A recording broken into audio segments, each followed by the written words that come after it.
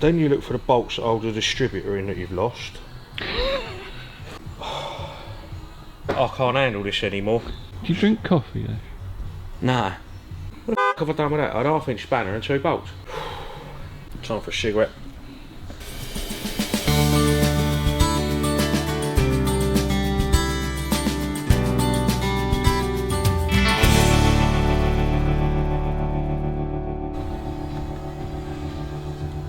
Just explain what you're doing there, Ash. Just putting all the plug leads on in the right order and making them all neat and tidy so they all fit in the clippy bits where they should be.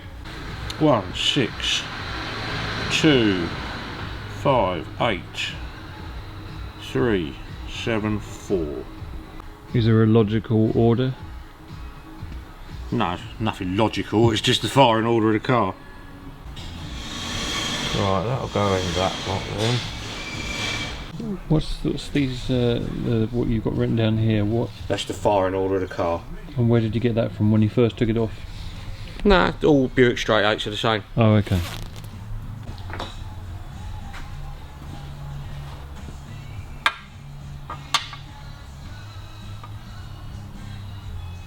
No, I'm not happy with that.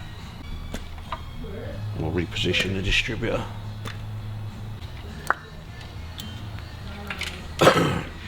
So just help me understand why you're not happy with that, because that. Just the way the leads are. Really, you want number 1 and number 8 up here, I would have thought. So it's the orientation of the distributor. Orientation of where the rotor arm is. You can put the distributor wherever you like. So I want that round up there, basically. Okay. Either.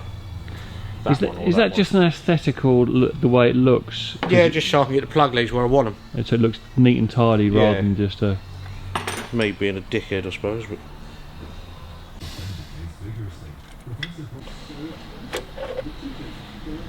right, so I want that round there somewhere. You've got to line up the oil pump drive down in there, you see? That slot in there, as it rotates in on your bevels, you've got to line up with the oil pump drive. Otherwise it don't work.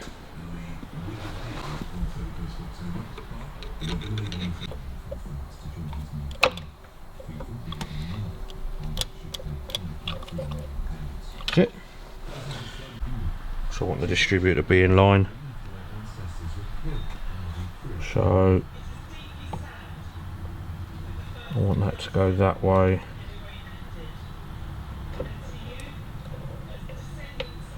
So we want to go that way, one tooth.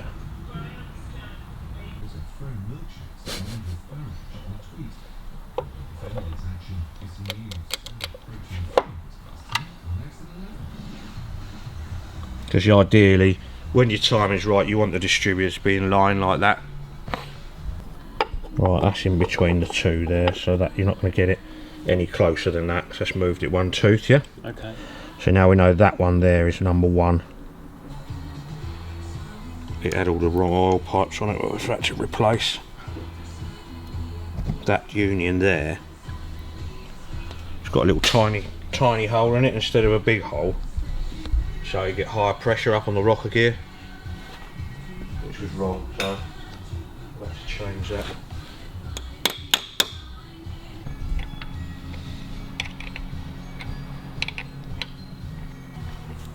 Yeah, if you set that in the middle, yeah, you know I said, well, the way that angle is there, because you know then it's in the middle of the slots here, look. That's your timing adjustment, so when you move that, adjusts your timing. Okay. So if you get it so it's set up in the middle of that slot, then you've got your maximum adjustment either way. So if you get it on the end of the slot and you want to adjust your timing, you can't adjust it because it's in the wrong place on the slot. Then you look for the bolts that hold the distributor in that you've lost. I can't handle this anymore. Do you drink coffee, Ash? Nah. What the f have I done with that? I had a half-inch spanner and 2 bolts. Time for a cigarette. Right, let's start again. So we're probably firing, rotates that way a little bit past it, but that should be number 1, is there then. 1, 2, 3, 4, 5, 6, 7, 8.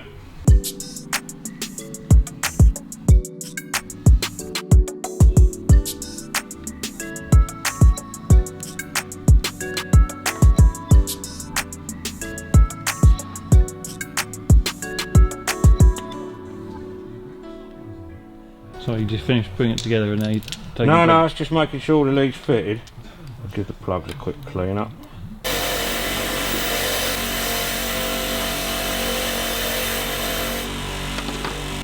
These new plugs. No, they are fairly new, they're the ones that were in it. So what's the best way to actually just clean them up and refurbish them? Give them a go on the wire wheel, drop a bit of sandpaper between the contacts and check the gap size. And what difference does that make? The firing, is it? Yeah, it will alter your timing very, very slightly if the gap's too big or too small, and the dwell angle, which basically is how long the coil takes to regenerate to make another spark. Okay. Yeah, there's an optimum setting for them. And is this specific to the spark plug or to the car? To the car normally, yeah.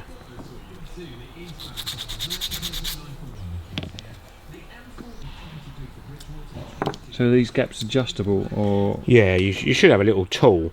You just put on a tang of that and bend it. I haven't got one here though. They're pretty old school, but I mean a lot of the plugs you get nowadays are set. But a lot of modern cars are a lot bigger gap than 25 thou. Right, they're all gapped.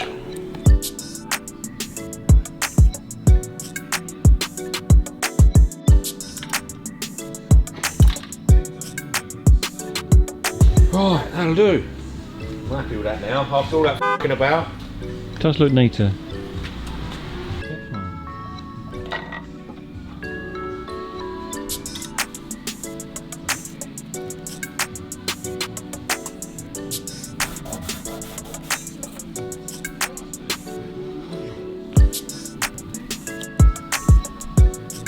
It looks good in black.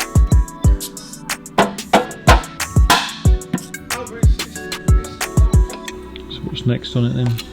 Bolt the carb on, bolt that on. Is that fuel line, is it? No, it's vacuum line because it's got vacuum wiper motor. Bolt the exhaust on. What is that? It's called Gum Gum. It's just exhaust sealer. Run a fuel line and then see what happens really. See if it'll go or not. I've got to put the coil on. We'll give it a little drink, see what happens. Nearly got some of that in there, didn't I?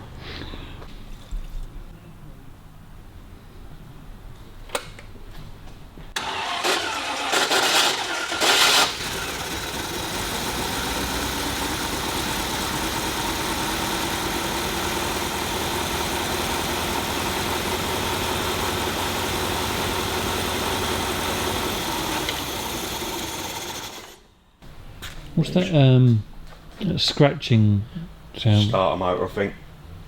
But it's only when it's winding over, so once it's fired it should be alright. But you don't know. If not, I'll have to put the old one back on it. The flywheel's f***ed. I've done what I can with it. That's it, you know what I mean? First thoughts on that? Yeah, it's not bad. It's not bad, just got to get the timing dialed in.